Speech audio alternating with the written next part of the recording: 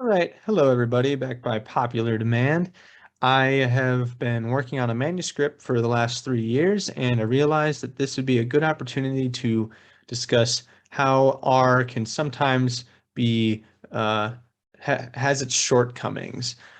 So when you create the publishable figures and export your PNG, sometimes there's the fine details that aren't quite polished enough. So you need to put your figure into another document and doctor it up a little bit. So when the publisher reviews it, it looks a lot nicer. Some people might use PowerPoint. There are some other issues with that I've run into.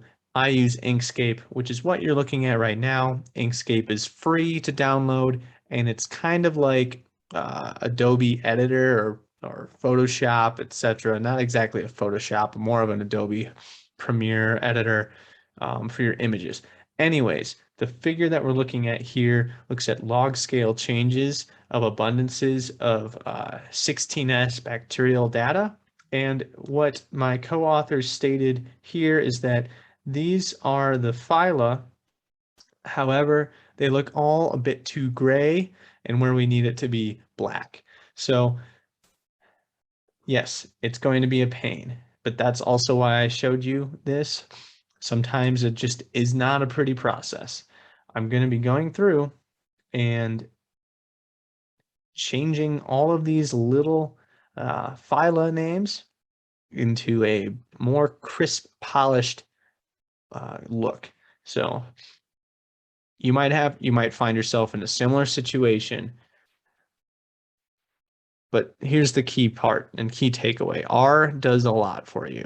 R can make these figures. You can easily edit your data. You can manipulate it. You can publish the figures. Heck, you can even type a full manuscript in R if you really took the time.